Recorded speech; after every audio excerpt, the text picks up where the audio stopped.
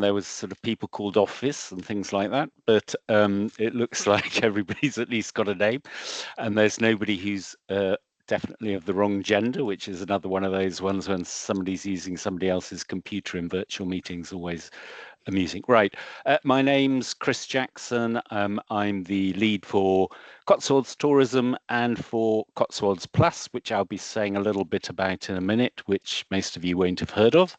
And Lindsay, you're next on my screen. I'm Lindsay Purdy, so I'm part of the Cotswolds Tourism team. I lead on sustainable tourism for Cotswolds Tourism, and I also sit on the LVEP workstream for sustainability business practices, which Chris will mention shortly. Jeannie.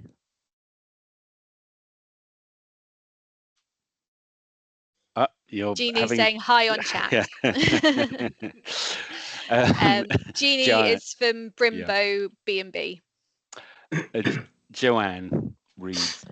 Good morning. Hi. Yeah, I'm Joanne. I'm the sales director at Thornbury Castle, and I look after all the sales and marketing here. I have to say, I on a fam trip did stay at Thornbury Castle. Incredible. Okay. Incredible. Oh, yeah. Thank you. I'll pay you later. Thanks, yeah, Chris. There's one room with a bed that's how wide is it? Oh, yeah. Well remembered. The largest four-poster bed in the UK, which is over 10 foot wide and has 8 pillows. So it's could sleep 4, but it's made for 2.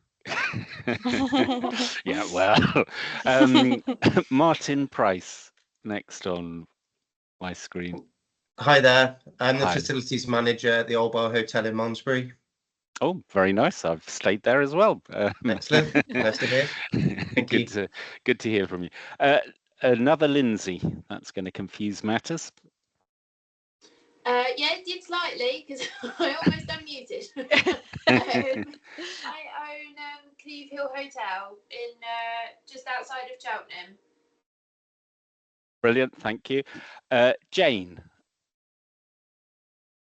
Jane was still struggling with her sound, so she might be switching devices.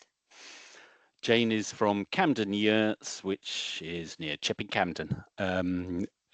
What are they called? Daisy and something. I love the names of the yurts. Buttercup. Laura. Hi. Sorry, my camera's not working this morning, but I'm Laura. I'm the marketing manager at Ellenborough Park Hotel, so just on the outskirts of Cheltenham and overlooking Cheltenham Racecourse. I'm loving this. I've been to all of you, everywhere so far. I think so. Yeah, very nice as well. Chris. Hi, I'm Chris Burton. I run Chic Cottages, which is 2 holiday cottages. One sleeps 6, one sleeps 8, just outside of Burford. Yep, we had lunch the other day in the Rose and Crown across the road from you. We had lovely. our team meeting in the Rose and Crown and saw you there. Good meeting. Yeah, very good. A very nice lunch. Rosie. Okay. Rosie is from Cotswold Farm Park. And she's in a busy office. If you didn't get to read that message, so it doesn't. Mon. Yeah, my name is Mon Barber. I'm the estate manager at Heath Farm Holiday Cottages. And John. Yes, I'm John Hiscock. I've got a holiday cottage, farmstay holiday cottage at Paul Kane's near Campbell. And Chris, you haven't stayed in my place. No, it's terrible. I haven't, you know, the individual B&Bs and self-catering places I haven't stayed in. I have been to most of them. I've been to Mons, very lovely place as well. Oh, I was going to say Jane again, but I see you've got a split personality and you've changed device. Did you want to say anything, Jane, about Campden Yurts quickly? No, I'm just sorry. My computer will never let me have audio on Teams. I don't know why it is. But yeah, no. So yeah, small glamping site in Chipping Campden in the Cotswolds. We'll be coming into our 9th year now. So yeah, it's nice to see everyone. Okay, just to give a little bit of background, really.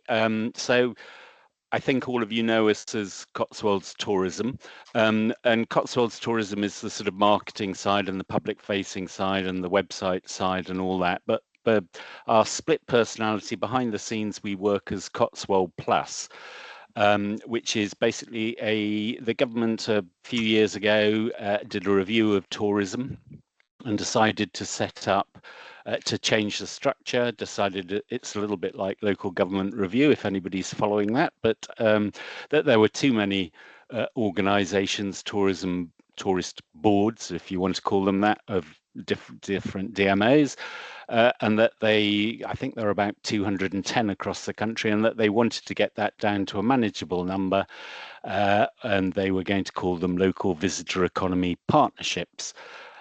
Most of those, I don't know if some of you are in Oxfordshire, there's Experience Oxfordshire, or there's Visit West down in the south of the area, Visit Worcestershire in the north.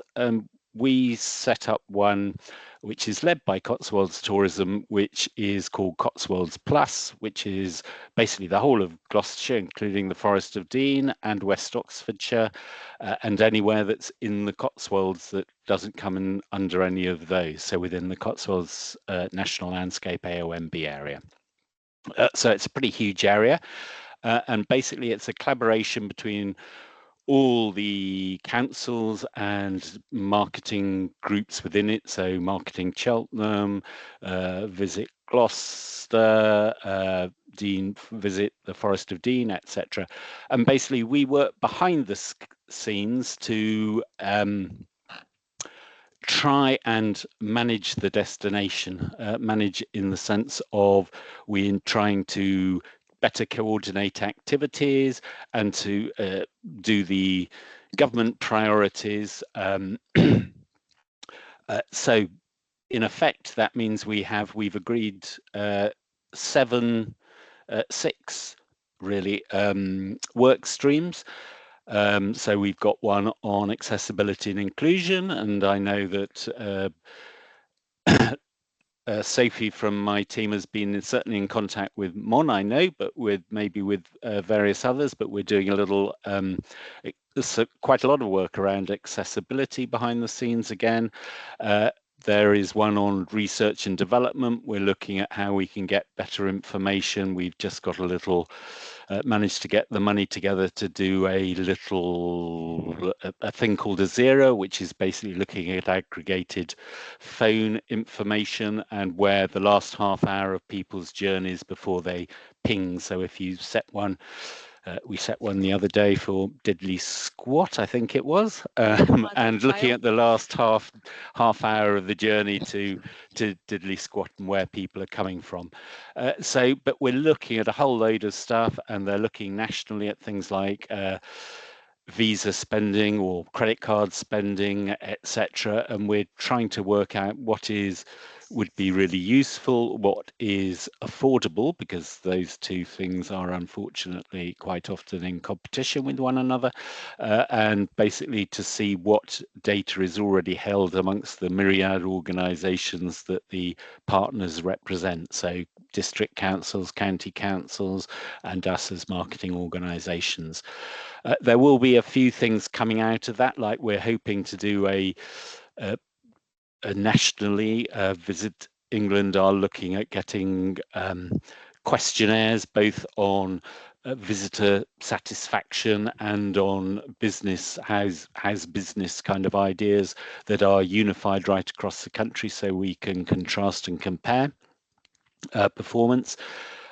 We've got another work stream that's on travel trade, so I suspect quite a few of you know Sally Graff, who leads on that from our point of view. Then we've got the ones that are sort of relevant today really are business support and sustainability. Sustainability, we actually have 2 which obviously overlap, but 2 work streams. One is around transport, public transport in particular, and active travel. The other is around business practices and biodiversity. The business support covers a whole host of things, but obviously overlaps into this. So trying to help small businesses. We've been luckily successful in getting quite a lot of grants. We've had 13 successful bids to UK SPF from various of the authorities across the area. And we've got some small amounts from Visit England for content creation and things. I know that we did some really nice imagery at Ellenborough Park, who are on the call here, was included in one of them. So quite a lot of stuff behind the scenes sort of going on. There's obviously a crossover between Cotswolds Plus and Cotswolds Tourism, but we tend to brand things like this under the Cotswolds Plus logo because they are open to businesses outside. One of the agreements we've got from all the participants is if we do something, whilst we have targets for the individual funding area, we try and make it as broad as possible and to invite businesses from anywhere within the area, but not in Kuala Lumpur, or wherever it was that we had a few people wanting to come to this meeting from. And that's basically the background. I mean, I guess from the sustainability point of view, I mean, all of us are aware of the growing importance. I know several of the people on this call have been involved for a long time, and were ahead of the trend. But I think, there's absolutely no doubt about its growing importance. There was a really interesting little bit of research done by Skift Research, whoever they may be, but saying that 55% of tourism operators expect sustainable travel to become a core requirement for travel planning within the next 5 years. I struggle to see that's actually probably quite going to be true, but I do think it's there's no doubt about it. We've come across this more and more whenever we're at meetings of any sort about the growing demand. At the moment, I mean, 87% of travellers I know in the booking.com do an annual sustainable travel report, and 87% of travellers said they want to travel sustainably. Interestingly, only 35% said that they actually did anything about that. But, so at the moment, there is a little bit of a divergence between people's, good intentions. And I think, when you go on holiday, you do kind of want to leave the recycling, there's a natural inclination to want to leave the recycling bin behind and all that kind of thing, unfortunately. So that is sort of part and parcel of it. One thing I would point out is that, again, another bit of research showed that now 84% of travellers within the UK, people who go on a break, they take an average of 4 holidays a year. Now, one of those generally tends to be overseas. The other 3 are short domestic breaks. And I have to say, I was talking about this with my other half, and she said, "Oh yeah, that's us." And I think it's, that is in particular something that we're really targeting. I was at a meeting yesterday where we did have somebody saying, should you be encouraging visitors to come from overseas, given that that it's so bad for the environment, all this kind of thing. And obviously there is a dichotomy between encouraging people to come from overseas, etc.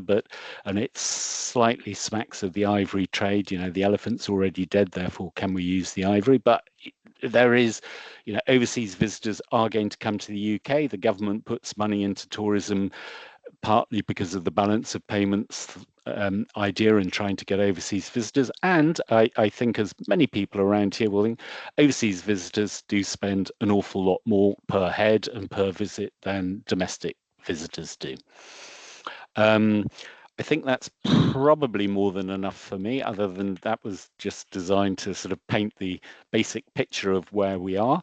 The format today, I think, and Lindsay will correct me if I'm wrong, but I think Lindsay's going to say a few words in a minute, and then we have some champions who are going to say a little bit about their business.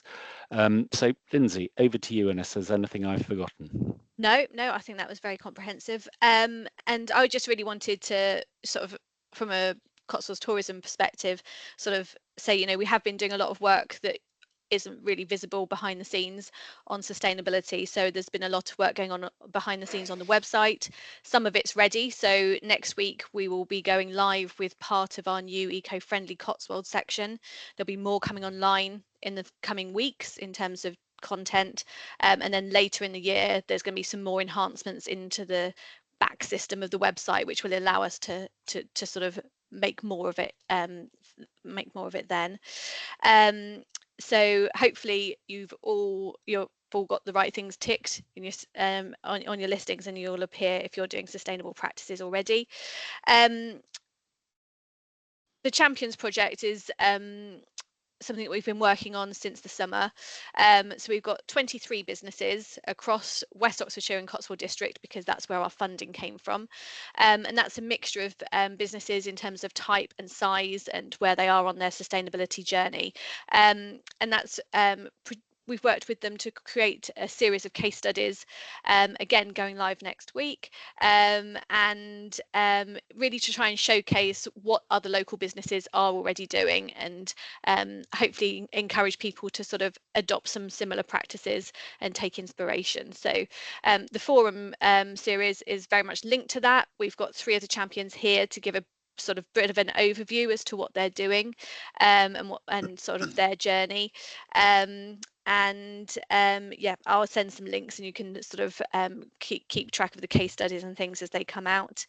I think the only other thing I'll quickly mention is that, and if you were at the forum we had last week, I did say that we were hoping to get secured some funding for a car-free travel project, and that has actually happened. So I'm busy working on that at the moment. So in the coming weeks there's going to be some toolkits and comms packs coming out that all businesses can use to look at their car-free travel options for their business. There'll be some one-to-one support for 10 businesses in West, 10 businesses in Cotswold. So we'll be opening up for applications for that. I've got some films being produced, one in a journalistic kind of style, one sort of a more advertorial about the importance of sustainable travel and protecting the Cotswolds, and being a responsible visitor, and some photography and some assets, sort of logos and things that businesses will be able to use on their own marketing and things, in terms of a little badge saying I'm car free positive and that kind of thing. So so that's all. I'm very excited. So that's coming up in the next few weeks. So keep your eyes open for emails on that. So what we'll do is we've got 3 champions with us today. Unfortunately, Calcott and Spa were supposed to be here, but they've had a bit of an emergency, so they aren't here to talk today. But we've got Chris from Eco Chic, we've got Jane from Campden Yurts, and we've got Mon from Heath Farm. Just before we go to the champions, can I just jump in to say that, and sorry, apologies, Lindsay. One of the things that struck us as a team when we started this project, and Lindsay started researching who was doing what and how can we get a spread of businesses of all sizes and on all types of activity, so attractions, experiences, accommodation of whether self-catering or hotels, so ranging from really big places, Blenheim Palace, down to individual B&Bs or self-catering. One thing that did strike us, and I'm sure none of you are guilty of it who are here on the screen, but was that there were an awful lot of businesses who were doing an awful lot of really good stuff, but didn't say anything about it on their websites.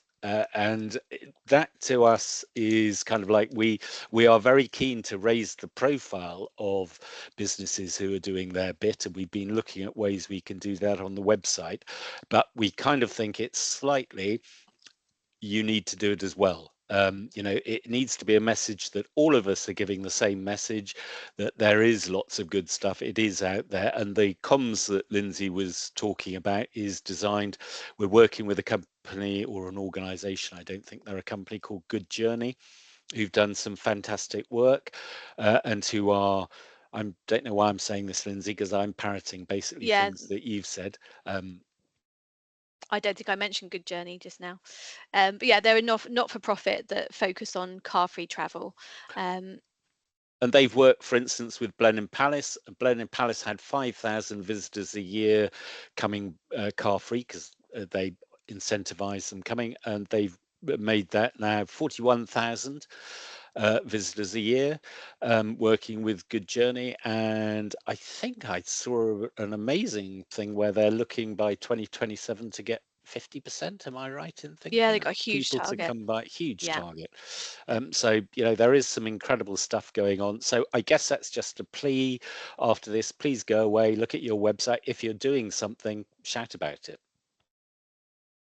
Sorry, I Okay. interrupted. No, that's all right. So we'll have a brief overview from each of the champions, and then we can open up and have a discussion and answer questions and that kind of thing. It's very informal, so you don't need to put your hand up. Just shout out when you want to, kind of thing. So Chris, would you like to go first for Eco Chic? Yeah, happily. Yeah, well, as I said, I own 2 holiday cottages, one just outside of Burford that sleeps 8, and the other one's near Lechlade, Southerop, that sleeps 6. They're old properties. The one at the Chestnuts, which sleeps 8, is from the 1800s, but Coles Cottage is from 1670 and is Grade 2 listed. We've been going for 20 years now, so we were early adopters, and things have changed enormously since we started. But I always wanted us to be eco from the start, hence our name. Our 2 cottages are Eco Chic Cottages, and then we have a little line underneath that say that we're places where luxury and sustainability meet. And that was really important to me because I think at the time everybody thought that if you go to somewhere that is eco, you've got to wear another jumper, you might be going around in the dark a bit. It was all a bit worthy, and I wanted to try and say that you can be absolute luxury. You just got to think about things in a little different way, really. So that's what we did. And we don't have to this day, we don't have a solar array, we don't have a heat pump, but what we do is we call it the small steps approach, and we do anything we can wherever we can. And at every decision, be it buying a tumble dryer or doing something in the garden, we say, what can we do to make this eco?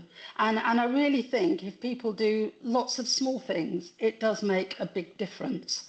So we work in sort of 5 different areas. We look at the building, we look at the guest experience, we look at the garden, then we look at accountability and our auditing, because it was quite important for us. We felt that people realised we weren't just saying that we were green, but that we really were green.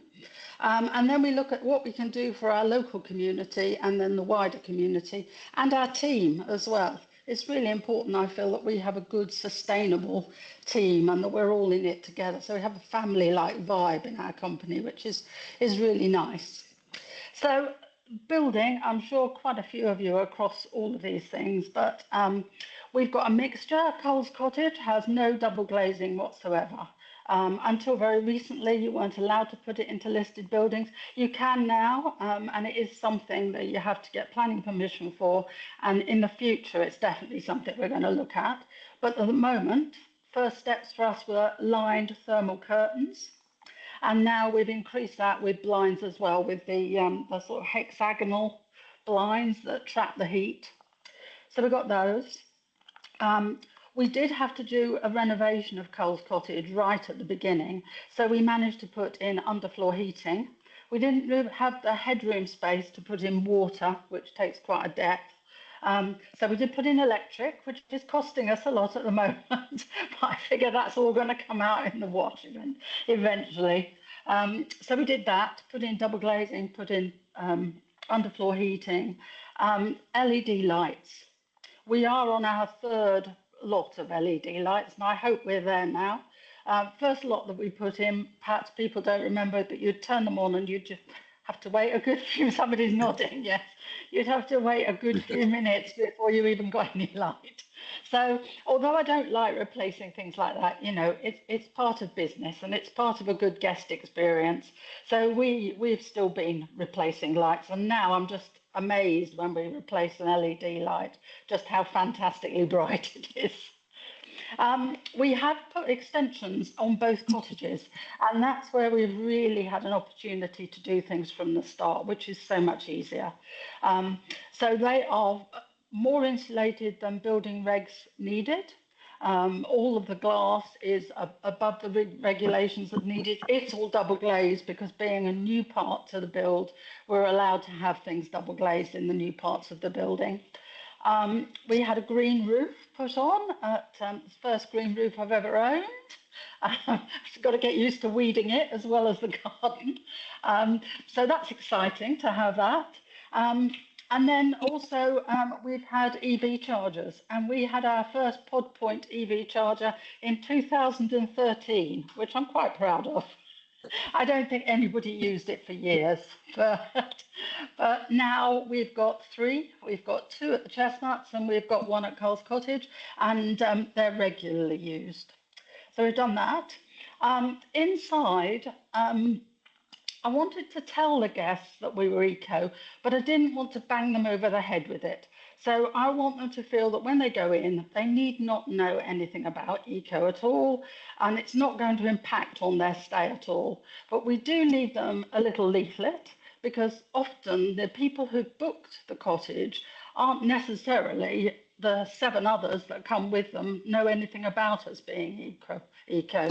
So we do leave a little laminated sheet on the dining room table that's a sort of welcome, tells them things about the house, but also tells them that we are eco as well.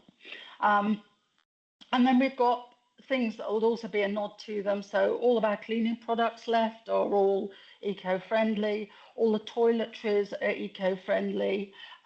We do ask them to recycle, Chris, but not in a nasty way. We leave them a lovely white bins that are all beautifully labelled, very easy to just, put your paper in one, your bottles in another, and your general rubbish in another. And then we also had a food waste bin on the top, which is for composting. And people use them. I think if it's easy and, it doesn't look industrial in any way, people do it. So we do that. This isn't in any particular order, but we've also been trialing some new duvets, which are made out of recycled bottles, PET bottles, and they feel just like down. They're fabulous. I've got one myself now. So we're trying to do things that are both hidden. I don't say that to guests particularly. If they write to me and say we had a wonderful night's sleep and just loved your duvets, what were they? I would tell them and tell them where to get them from. But I sometimes think if I told people up front they're going to be sleeping in PET bottle duvets, they might think it's not very luxurious. But they really are. They're fantastic. We try to encourage our guests to do things within the local area. So we have 10 things that you can do within 5 miles. As a result of COVID, but I hope I would have done this eventually anyway, we got rid of all of our brochures and our handbook, and we joined Touchstay, which is a digital guide. So the digital guide has everything about our house on it, but it also has lots of different sections. So it has attractions, it has walks, has cycling, where you can hire bikes from. And the wonderful thing about it is we can keep it updated without having to go and get new sheets from somewhere. So it can be, updated immediately. We send that to the guests prior to them arriving.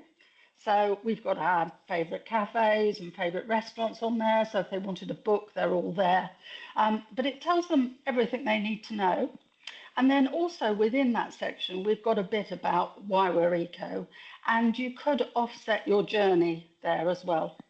To my knowledge, again, it's like either Lindsay or Chris said before, not many people do it, but it's there. And they've got the opportunity if they want to. The garden, again, we try to do everything as organically as we possibly can. I won't say we don't use herbicides or pesticides at all. I feel that part of our journey is we do what we can do, but we know we're not perfect. We've got box blight. There seems that there's, you can only use harsh chemicals against a bit of box blight. But generally, if we can, we'll use companion planting. We'll plant plants that are good for the birds and the bees. We leave nettles in a patch. We have a mini meadow at Coles Cottage. and we have a bigger meadow at the Chestnuts. And we put a nice leaflet there that says a little, it's a sort of plaster-sized sign that said that 97% of meadows have disappeared recently. So, you know, we're doing our bit to reintroduce a meadow. So we're trying to tell people about it as well, but in a really sort of nice and friendly way. We have bat boxes, bird boxes. We have a bee hotel. We have a hedgehog house. And we actually, when we built a Cotswold stone wall, we actually included a hedgehog hole in it. That was part of the brief to our Cotswold stone wall. They had not done one before, but it has been used. We've had a camera on it, and we do have a hedgehog. We've got a hedgehog at both properties now. So that's, I hadn't seen a hedgehog for probably 30 years or so. So we're quite thrilled with that. And then accountability. It was really important from us from the very beginning, as I say, for people to believe that we were doing the right thing. So we joined green tourism at the very outset in 2005. And we were bronze and then went to silver. And then in 2010, we were gold. And we've maintained gold at both properties all the time now. So we're really thrilled with that. And as a result, we also felt that we wanted to spread the word a little bit more and also be accountable by going into competitions. So we've been very successful at winning awards in the Ethical, Responsible and Sustainable Awards at the Beautiful South and also Southwest Tourism. So that's good, I think, to be able to tell our guests that, you know, we really mean it. We've been audited behind the scenes. And of course, we get quite a nice logo that we put on the front of our website and anywhere we can. We also do things locally for the village. We sell cards, photographic cards of the area that I've taken photographs of. And we ask people if they want to buy some we sell them at quite a cheap price in the cottages, put some money in the box. We used to support the Barnell Trust.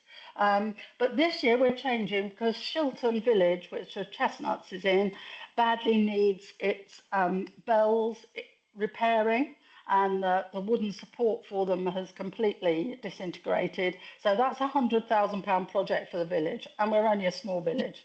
So we're swapping to support local things like that. We've supported the local fete in the past.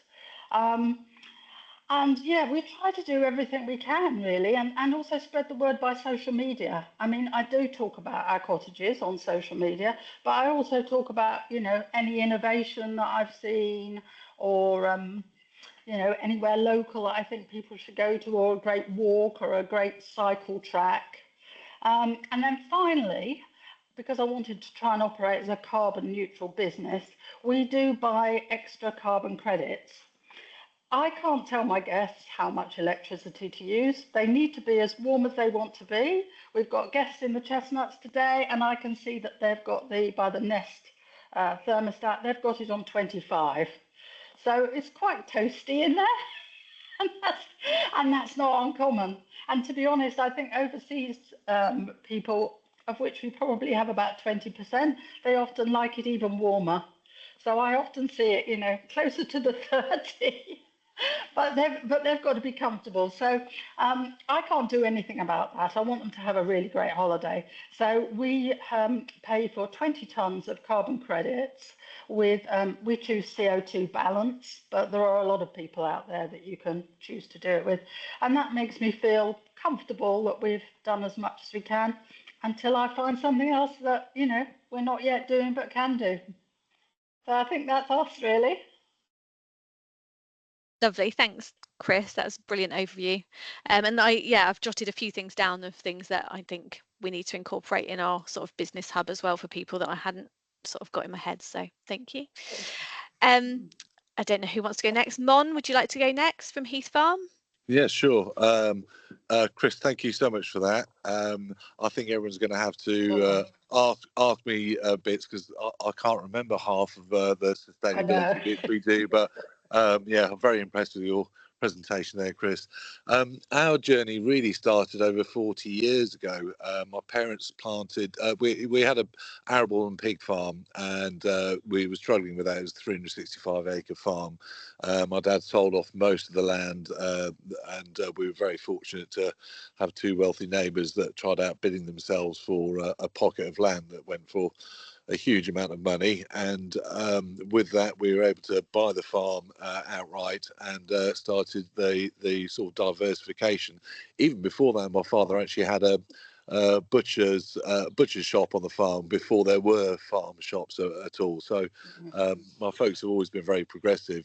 But yeah, 40 years ago, my parents embarked on a massive tree planting program, and there's been over 40,000 trees planted on the farm, most of which are now very well established, and we obviously sort of thin the trees out. We use that the wood as firewood.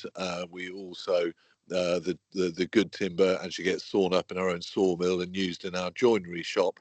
And the joinery shop was actually set up in order for us to build or do the conversion on the farm buildings. Again, similar to Chris, our buildings aren't listed buildings, but they are, we've got very thick walls, and there's a certain limitation as to what you can do. But fortunately, we did do things like double glazing, etc.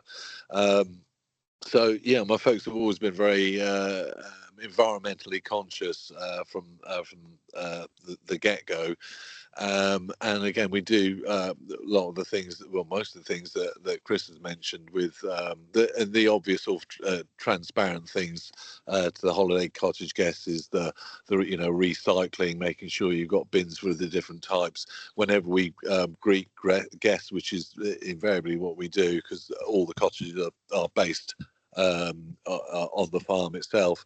Is we'll show them where all the recycling bins are and explain to them where the food waste bin is, and to ask to separate meat if they can do so that goes in the digester instead. We also explain that the radiator's got their own thermostatic control so they can adjust the heating. We do have it relatively warm when they first come, which people love, but obviously there's also we've got open fireplace in all the cottages. All the guests are allowed to burn as much firewood as they want. Yeah, as I say, it's not like we're shipping the firewood in from very far. It literally comes from within 500 meters. So that's really nice. Other sort of main bits, we've had solar panels for about 20 odd years now. We recently got a grant for which we're very grateful. Thank you, Lindsay. And have just installed some more solar panels, which should pay for themselves in a relatively short time in the next few years. We have a biomass boiler, so we use wood pellets for that. That's one thing that I would say is some of the sustainability ideals do get a little bit washed down. It seems ridiculous to me that we have to buy our wood pellets. They were coming from Ukraine, which doesn't happen at the moment, and the vast majority come from Canada. So they're shipped in from a boat. Ironically, there's been a shortage because there was massive forest fires in Canada from climate change. So the irony is not lost on me in terms of that. But as I say, that although we're going firewood, we're part of we get the renewable heat incentive scheme from the government. So we have to buy the pellets from there. There's loads of other things we do. We grow all our own flowers which go in the cottages. We haven't used any pesticides or herbicides in the garden for a very, very long time. The only time we use any weed killer is in our courtyard, as you may see, and it's just impossible to keep track of keep the weeds in check. But it's used sparingly and only used once or twice a year. We're part of the Walkers Welcome and Cyclist Welcome scheme, which are relatively easy and simple to do. God, what else is there? Oh yeah, things like LED lights. As I say, I was nodding with Chris there in terms of the LED lights. Again, we were a very early adopter, and they were a bit painful. You kind of almost want to turn all the lights on in the cottage before the guests arrive, just so it wasn't so dark. We have replaced all other lighting that wasn't LED lighting about 4 years ago. We've just literally now, in fact, the electrician's just here. We're finishing off just replacing all the outdoor lighting, all the flood lighting, and again, all of that's on timers. So that that we don't use any excessive electricity on there. We've got commercial units on the farm as well. We're very lucky to have Mark's Cotswold Baking and also Cotswold Baking. So we've got a bread maker and also a cake maker here. So the guests are provided as part of the sort of complimentary bits with those produce. Which go down a treat. We also get Fourth A granola, which is a local award-winning supplier for granola. So all those little bits, they all add up for the sort of guest experience and for them to know what we do. We do make it fairly obvious on our website. And as I say, we do talk to the guests about all that stuff. We do send it. We do have welcome pack still. We haven't done the touch day thing, to be honest. But in the welcome pack, there's a double page spread about green tourism, what we do, and then also what the guests can do to help us with that. So that's as I say, some guests ignore all of it, but slowly you hope that you will start changing people's attitudes. The other things we do are we provide an awful lot of facilities on the farm. As I say, luckily we've still got 70 acres of farmland, woodland, I should say, about 65 acres of woodland. We've got a wildflower meadow, and we've also got probably a half-acre produce garden, which is ridiculous. My folks have got about 5 freezers full of food at any given point. We've provided we've got a games lawn, croquet pitch. We've got a beautiful spring fed lake, which I test every month. So not only can people go fishing and catch their own supper because it's stocked with trout, there's a rowing boat down there, and also it's suitable for wild water swimming, and it's pure spring water. So we do get guests throughout the whole year using it. Even on New Year's Day, the year before last, there was somebody swimming in the lake. So all those things encourage guests to stay on the farm as much as possible. We are a little bit punitive as well in terms of our pricing structure. So if people do want to stay for a short stay, they pay the price for it. So a 1 or 2 night stay is 73% of the weekly price, 3 night stays 76%, and then 6% thereafter. We also give heavier discounts for people wanting to stay for a week or more, and that's incremental. So if they want to stay for a month, they get double the amount of discount that they would for a 2-week stay. What else is there? I've just been fixing up the entrance to our farm. We've got a hazel coppice, so we cut down a quarter of the hazel coppice each year, and that hazel is used for gardeners for bean poles, pea sticks, and for local people doing hedge laying. So what I realised this year, because I was doing a lot of the cutting last year, is a lot of it, the stuff that's too big, ends up being made into firewood, which is good. But what I realised was I could save all these bigger, long, thicker stakes, and I've just made a whole load of hazel screens, which make the entrance to the farm a lot more attractive. And again, it's using those produce products in a way where you're not only are you making more money from selling those products, but again you're avoiding so much waste.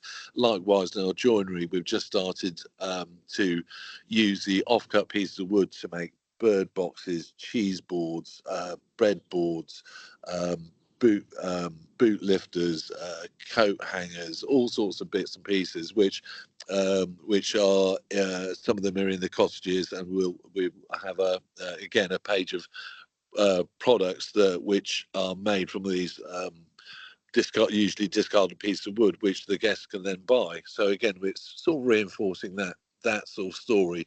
We're very lucky that all those 50 years of hard work, the farm is incredibly beautiful, and people do feel very much connected to nature here. So they're very respectful. We get an awful lot of returning guests, and they really appreciate the levels we go to look after and maintain the farm and the cottages, etc.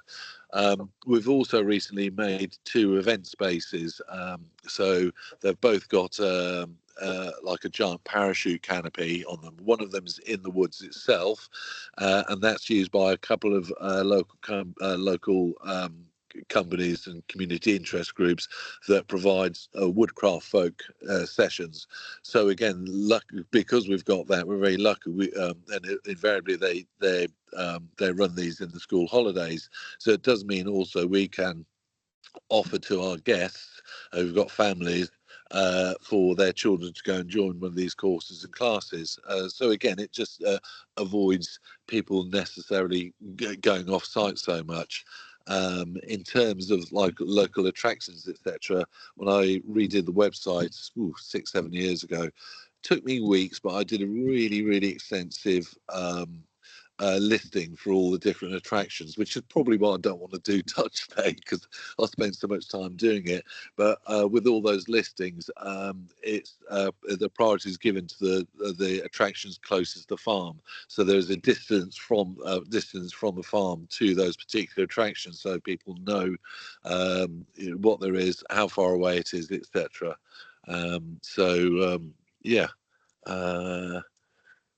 Yeah, I think that's most of it. There's always extra bits and pieces. One of the things that I'm really keen to do, although we've got the farm's also we're not on Thames water. We're not on metered water, so we have our own spring well.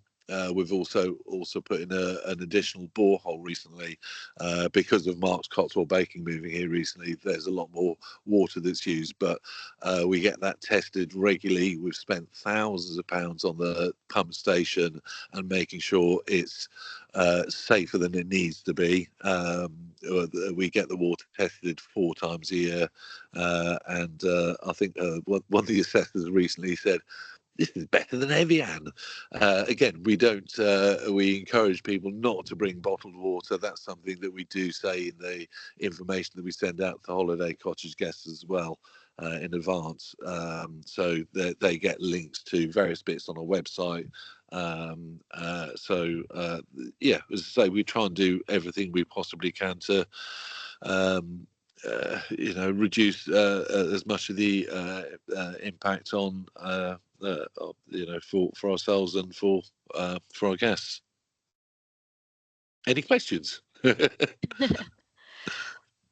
Well, if we I'll get Jane to speak in a second, and then we can do questions to all 3 of you at the same time. I know I've got one myself, and I have seen that you've started doing events yourself. So there was a one where you can sort of with owls or yes, that's things. this Saturday. Yeah. An evening with owls. Yeah. So there's so the events we don't do corporate events per se, although in fact it does say about it on the website where if it is a company that wants to hire the event space, they've got to have a green environmental policy. There's no way that would allow somebody, a company like Shell or BP to hold any event here. We also have a leave no trace policy, and again, we sort of encourage that for those events for people to be sort of environmentally conscious. Most of the events we do here are all centred around health and well-being. We've just recently bought a giant teepee. The other event space I forgot to mention is we have like a an outdoor stage. It's an undercover stage with a big floor with a parachute canopy over it, and we've just bought teepee as well so that we can start to do more events throughout the year. So we're planning to do regular yoga sessions. We're going to be doing some sauna and wild water swimming sessions, and also some pop-up restaurants events where we use local musicians and local caterers, and again, those will be promoting local businesses. We try to promote as many local businesses as possible, saying that we do tell guests that if they ever have a bad experience at any of the places we've recommended, to let us know, and they come immediately off our website. So we do sort of get the feedback from guests as well. Fantastic, thank you. Jane, if I could ask you to give a brief overview as well. Yeah, sure, but I want to come to both your places. They sound brilliant, they really do. So yeah, I've got Campden Yurts, and we've been going since 2017.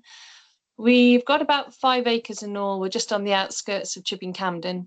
And my mum and dad bought this place in 1970 because they were very much wanting the simple life and, you know, the good life, because they kind of are a Tom and a Barbara, I have to say.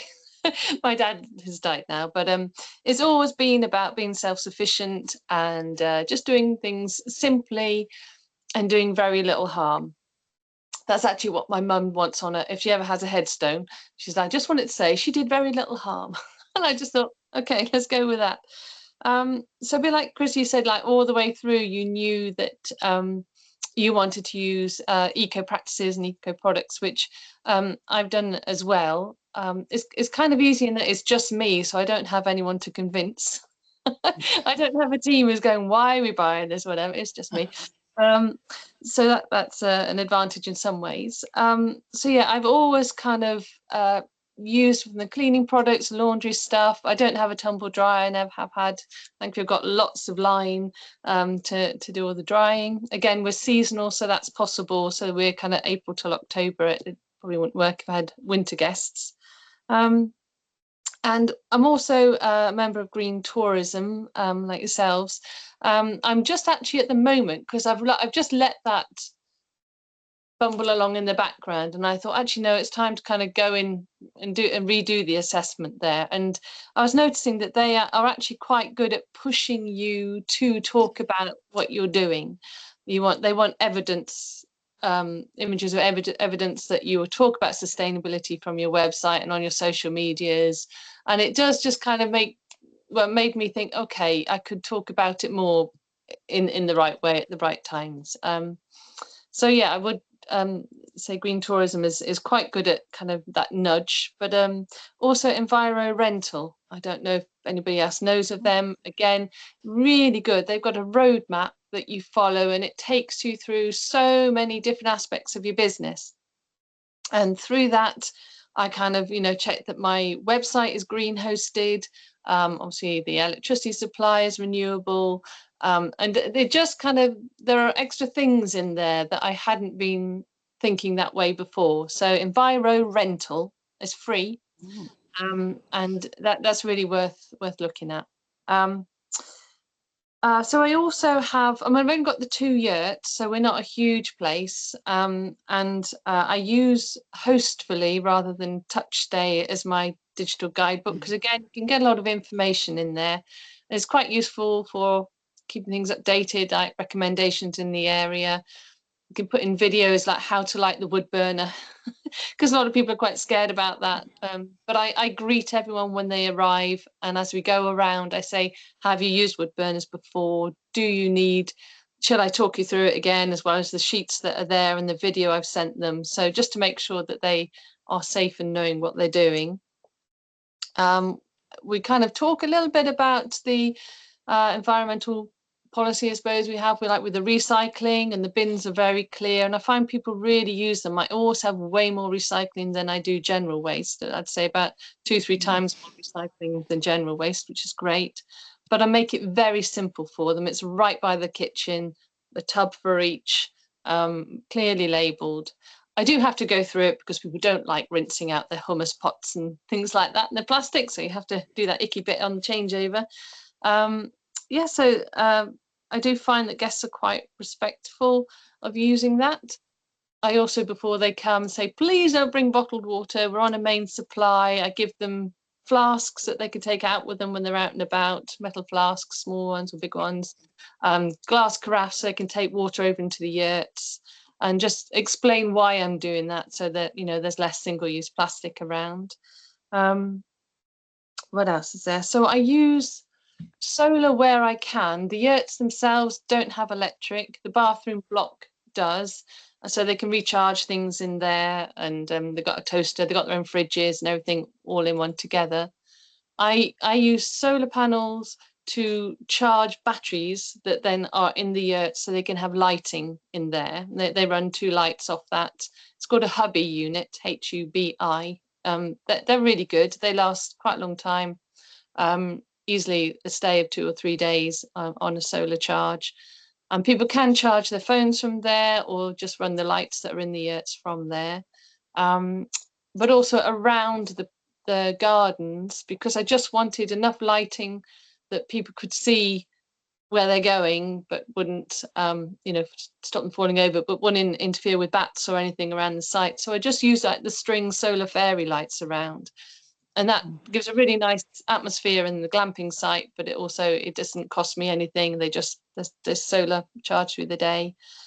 I've also done that now in the bathrooms, because I did notice at night, especially with kids, they would almost always leave the bathroom lights on and the doors wide open, and I was just thinking, oh, that really annoys me. What I've done is I've also got the same little panels, solar panels, in the window of the bathroom, and I put the string, a really long string that goes all the way around the roof of the bathroom, and it really does give enough light. You can clean your teeth by it, you can go to the toilet by it, and it's free, and it just means that they don't actually, I was checking it all last year, there's a lot less times where bathroom lights are just left on. So that's in both of the bathrooms. What else can I talk about? Yes, we've got the bird boxes around the place. We've got, I try and do, the planting that I do is kind of bee friendly, butterfly friendly, anything to encourage the wildlife. I don't know. What else can I talk about? Oh yeah, so things like, she asked me to talk about conkers. So I have in the past, this is where my children go, oh mum, but made detergent from horse chestnuts, so from conkers, which have got a natural product in them that you can do. And I have used that. I've made about 2 or 3 batches of it. I haven't used it for the glamping site stuff because that's just, I need to know that what I'm using is really cleaning. Whereas I do use it for the family stuff. And it's actually been really quite effective. It certainly gets rid of smells, get rid of stains or whatever. And we have got a horse chestnut tree, so it's free. So it's just kind of being inspired. I don't know if you all know Nancy Birtwhistle. Do you follow her or know her on Instagram? Oh my God, I want to be her when I grow up. She's hilarious, but she comes up with so many. She does the hard work really and comes up with so many good ideas and gives you recipes for things and things to try, alternatives. So things like green bleach rather than bleach, because we've got a treatment plant, and that's really effective. That you can soak the white stuff, tea towels or everything in that, and it gets rid of pretty much everything, and then you just wash normally. So I don't use bleach anywhere around the place because of the treatment plant and the impact. So I've made a lot of her natural cleaning products for getting rid of stains, for cleaning toilets. And it's just, yeah, it's simple. It's much cheaper in many ways. And you just know what you're using is okay, you know, and it's not got any nasties in it. So, yeah. Any questions? Sounds heavenly. Yeah. I'll be looking her up myself as well. I haven't come across her. And I hadn't heard of the green bleach. Yeah. No, I haven't either. Cottages on the septic tank. Yeah, it's good because once it's done its thing, because it's almost like it's oxygenation that makes it effective. And then once it's done, you can literally put it down the sink. It's pretty much just water because it's had the powerful impact with the hot water, and it works, and you can just leave things overnight, and you come out and you think, oh my goodness, that water is so dirty that it's come out. But there are just little things like that that really make peace of mind, I suppose. No. Lovely. And what I'll try and do is when I email you following this, I'll try and do links to all of the sort of recommendations that people have mentioned. So you've got those links to follow up as well. Because it's so helpful. Yeah. Yes, please do. Work and testing them, and then you just copy your recipes. It's brilliant. Can I just say, I'll get into trouble from Lindsay. I asked far too many questions, and the other one of these do, and I've got a list of about 412 questions here, and this is an opportunity for other people to ask first. But thank you, really inspiring. It's always really inspiring to hear our champions one way or another.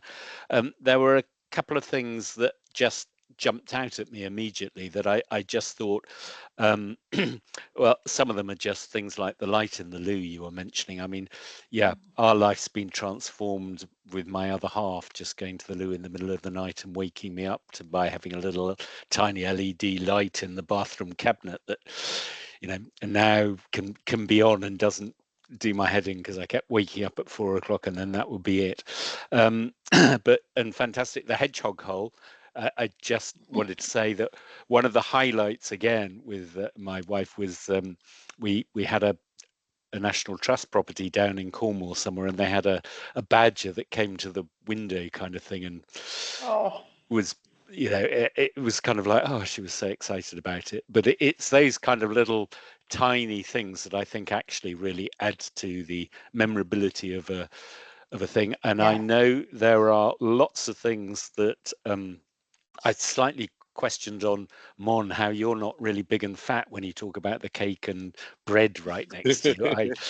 You've obviously got much better self-control than I would have. But yeah. Well, my only lapse is on Fridays when Paul makes these incredible cinnamon buns, and I have to go with cap in hand and say, "Please, sir, can I have one more, please?"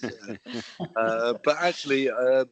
Cut out the sugar. I've just cut out virtually all sugar from my diet. I still have a little bit in the tea, but only like half a spoon instead of 2. And I had my knee replaced a year ago, and 3 years ago I was 2 stone heavier, and the doctors just said we won't operate until you get down to a level we deem as not obese. So yeah, I was kind of forced into it.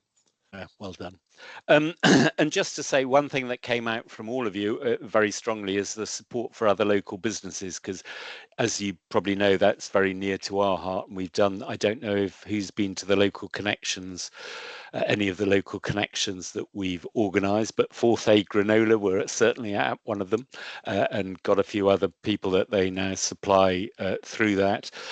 But that is, you know, that's exactly what we want. I think it really adds to the visitor experience when, you know, they come and the things that are on show and that are available are local and have that local factor. And thank you, and brilliant news. I'll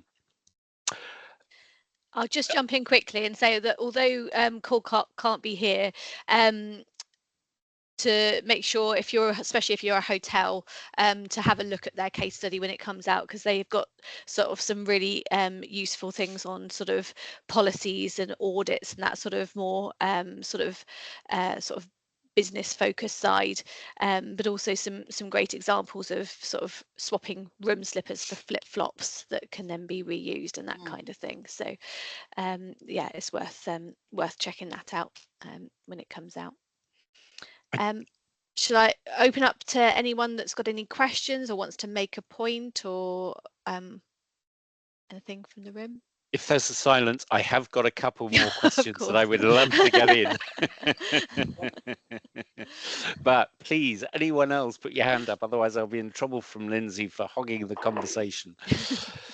I think I've got an opportunity. One question is for you, Mon, was it's interesting, your stay thing. Do you know what your average length of stay is, and has it been significantly increased by your costing? It hasn't. It hasn't, Okay. unfortunately. I mean, the trend has got for stays to get shorter and shorter, and for booking lead times to get even shorter still. So it's. I mean, to one extent, I look at it in sort of twofold thing. Is that, you know, it brings us in more money, so which means that we can not have as high a rate for those weekly stays, which is invariably the regular guests, and also we employ local housekeepers. So if we've got more short stays, we're employing them for more. So you know, in one respect, it's not a bad thing, really. Yeah, I asked partly out of self-interest because, you know, at a national level, there's a lot of stuff about, you know, it's seen as sustainability to be increasing the length of stay. But my argument has always been actually that that's not necessarily true. Because the length of stay isn't as key as some of the other factors are because, for instance, we are very keen on making sure that the Cotswolds continues to be a relatively year-round destination. Yeah. And realistically, you're not going to get long stays in the winter and off-season. So overall, our you know, length of stay will go down if we're successful in making the destination non-seasonal, and yet that would be seen as being not environmentally friendly. You know, yeah. So from our point of view, there are all these things around car-free travel. I mean, our emphasis has always been on actually trying to get people to leave the car behind once they've arrived, but not necessarily to come without a car. Yeah. Because, you know, I think for a lot of places within the Cotswolds, I mean, public transport is a bit rubbish. Active travel's great, but, you know, it depends on the weather. You know, if we've got clear blue skies like today, then great. And there are, you know, you're near Chipping Norton. I mean, TY Cycles will bring. Yes, we publicise those. Yeah, we'll bring bicycles to the accommodation and people can use them from there, etc. So, you know, there are ways around it, but it is that element of thing. There was a couple of things I forgot to mention, was that we had EV charger installed 6-7 years ago or so. We still do it as a free. People with electric cars can still charge their car for free, although we may change that if they've got a Tesla. We're the same. We're free at the moment, but we may charge. And I did put in a pod point to start with, and then a Tesla, and I'm with you really. I've gone for 2 pod points. One of the you mentioned, Chris, about the longer stays in off peak. One of the things that I've done in the past, I didn't do it last year because I was just too busy, was we actually get in contact with the local estate agents and let them know if they've got people who are moving to the area or moving houses, that we can offer very favourable rates to them. So we quite often have people staying. I have done it with divorce lawyers as well, actually. And we did have one guy who owned. I won't say who it was, but he actually stayed here for almost a year. He basically filled in the gaps between stays. He was more than happy to move between cottages, and again, we gave him a really good rate. But that was a phenomenal year because we had almost full occupancy the whole time round. So there are ways you can fill those gaps from low season rather than just putting rock bottom prices and having to do multiple special offers, which can devalue your brand as well if you do too many special offers if you get desperate. So yeah, sure. We have the same pricing policy as Mon, but what I have noticed, we've always really only had short stays. We've built our whole business on the sort of weekend because most of our guests used to come from London. But I've noticed over the last year we're getting longer stays from people from overseas. So I don't know if that's because we're, the UK is better value now. But we're definitely getting longer week stays. We hardly ever get a 2-week stay. It's very rare for us to get a 2-week stay. In the summer, we get weeks. But most of those are from people from overseas. And we're having now much more of a mix of countries. Yeah. We used to have quite a lot from the Netherlands, and maybe a few from Australia and some from America, but now all sorts of countries. I don't know why that change is, but that's what we're experiencing. Can I ask you, just out of interest, do you get many Nordics now? Have you noticed any increase in Nordic or Italian? No, neither of those really. I mean, we've had the odd one, but it's not a trend at all. We've had quite a big increase the last couple of years from Chinese visitors. I think that might be partly because we're relatively close to Bicester shopping village, and you get them coming over. Literally, they'll turn up with, say, 3 or 4 suitcases, and they'll leave with a dozen suitcases. Yeah. So again, I think sometimes the guests and the type of where they're coming from can be determined from the location that you're at. Yeah, I believe it's 40% of spend in Bicester Village is from the Chinese. I mean, it's an incredible number. The other thing I was interested in, I don't know if you do research on, why people have chosen you, any of you, but does anybody actually ever mention the fact they chose you because of your sustainability? As opposed we to ask the question on the booking form on our platform. Obviously, if they come through booking.com or anything like that, we don't get an opportunity. But if they book direct with us, we ask. And in the old days, people used to say no, they didn't choose us because of that, but they liked it. And now I would say most people say they booked because we were. I don't know how true that is, or whether they just like to say that. I mean, there's an element of that, isn't there? I did have one the other day that positively said, no, he didn't choose it because of that. And often people don't write that.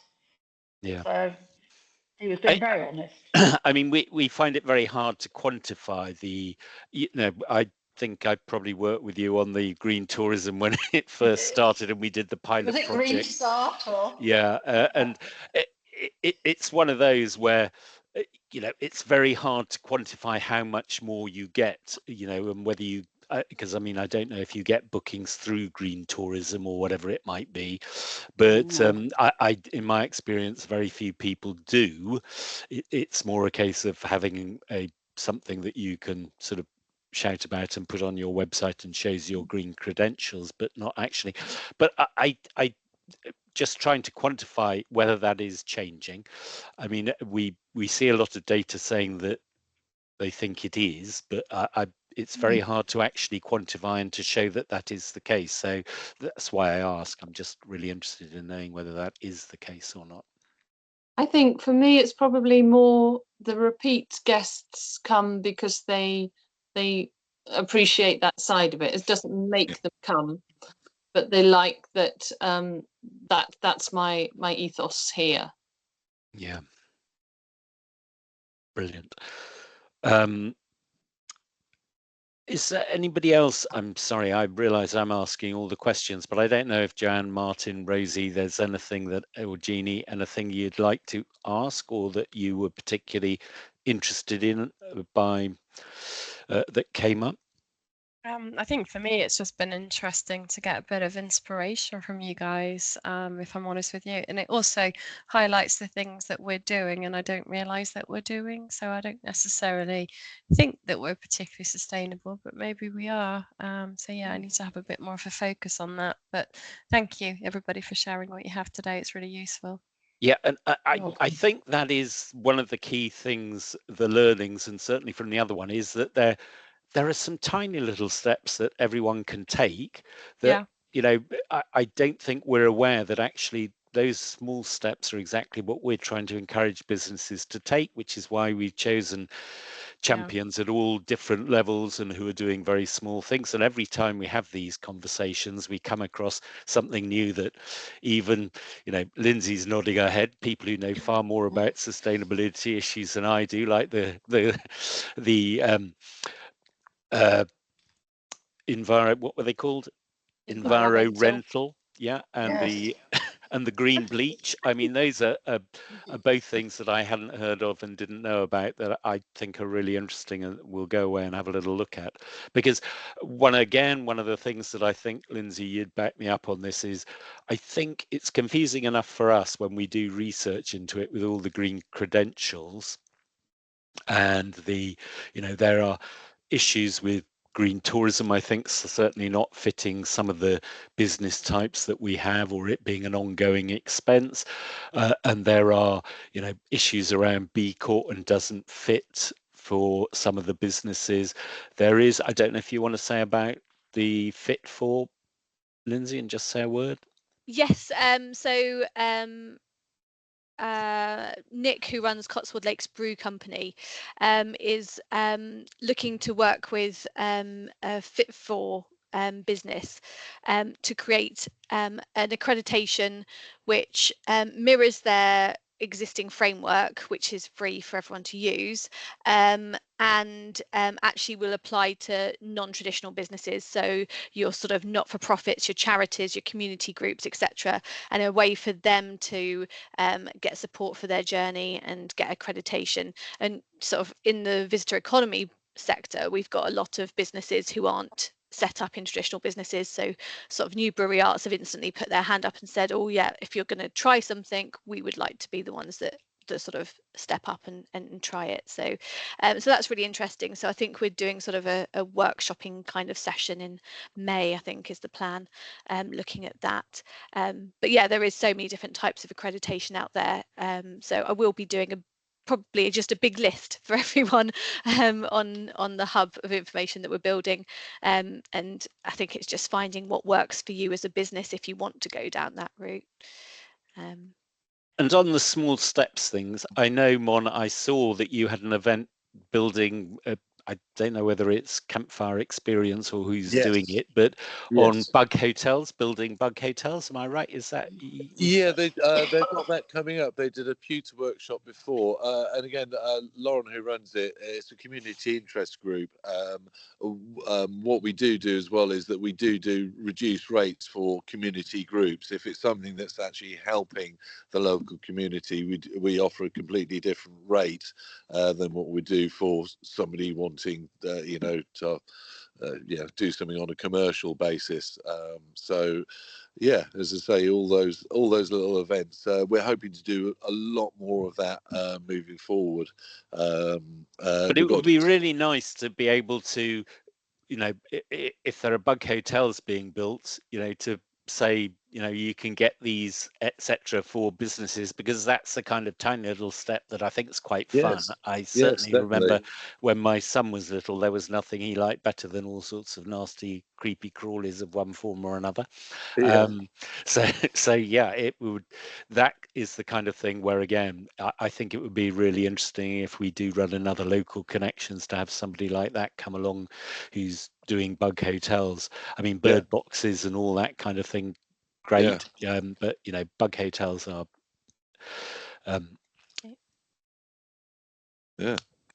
anything else anybody wanted to mention? Jeannie's put in the chat an interesting suggestion of maybe we could have a small visits to see what people have and are doing, so actually go out and visit some champions, which I think is a lovely idea. So what I'll do is I'll go out to all the champions and see who might be interested in hosting, and then we can coordinate some small group visits for people that want to come along. I'd be interested. I haven't been out to a lot of places, so I'd be quite interested to come. So I'll look into that. Yeah, we definitely host one. Yeah, we'd love to do that. Oh, amazing. Thank you. Yeah. You got to bring your swimmers, though, and go swimming in the lake. I have to say, I'm amazed as somebody who finds the Mediterranean in summer on the chilly side. I went to the Cotswold Lakes, and they were telling me that even when it's -6, they still have their open water swimming, and they have 60 people or whatever turning up for it at 7 in the morning. They did assure me that the lake is a lot warmer than the the ambient temperature, but I still thought there's no way I'm even taking my clothes off, let alone getting in water at that temperature. But yeah, each to their own. Indeed. Fantastic. Unless Lovely. there's anything else, are we wrapping up there, Lindsay? Yep. Is there anything else you wanted to say? Just that we've still got 2 more forums. Friday this week we've got attractions and activities forum, but next week we have got the nature related activities one, and I think it's on Thursday. And Mon will be attending that one and speaking, but we've also got Farm Ed who will be coming along and speaking, Cotswolds Distillery and Cot and Spa. So a nice mixture of people that are really sort of looking at their nature related work. The other thing I would also mention that I picked up recently was that Farm Ed have got an electric vehicle charging point which is solar powered, and I know Fairy Tale Farm, for instance, can't get EV charging because of grid issues. So if anyone else has got similar problems, then there is obviously a solution out there. So I'll try and get the details of that from them, because I think that could help some people. The other thing that is next week as well, Sally has got a how to attract visitors by foot and bike workshop. So that's a half-day in-person workshop, again free to attend. Just need to have the availability. So again, I'll send out a link for that. Where's that being held, Lindsay? I can't I knew remember. you're going to say. Oh, I want to say sorry. Cirencester Growth Hub, somewhere like that. Yeah. Yeah, somewhere around there. The other thing I'll send out is that CNL have just brought out 2 guides, one on energy and waste work and one on nature related activities. So I'll also send those around, and links of anything that's been mentioned today as well, and anything else. Probably worth saying, is everybody aware of the CNL as a thing? I think quite a few of us are probably stuck in Cotswolds AOMB, sorry, yeah. As opposed to National Landscape, but CNL is the Cotswolds Conservation Board, AOMB, National Landscape. And the only other thing I'll plug, and I will send a link out, is if you haven't already filled in my sustainability facilities form for the website for your listing, then I'll send that out as well. And that's how you're going to get into the eco-friendly Cotswolds section that will be going on the website. So. And I have to say, one of my takeaways from this is also the duvet made out of old bottles. There I was quite proud of my chewing gum, my cup made from recycled chewing gum. But I have to say, if I also have a duvet made with thing, then I'll feel really good. Fantastic, really good. I love all the stuff you're all doing, and thank you ever so much. And Joanne, certainly the takeaway is, if you're doing anything, it's better than nothing, and it is small steps. So yeah, absolutely. Please spread the word. Change what bin liners you use that are biodegradable. That's 50 less bin bags going in the tip, and just build from that. Yeah, totally brilliant. Excellent. Thank you all. Thank you everyone. much, everybody. Thank you very much. Lovely to see you. Thank you. Bye.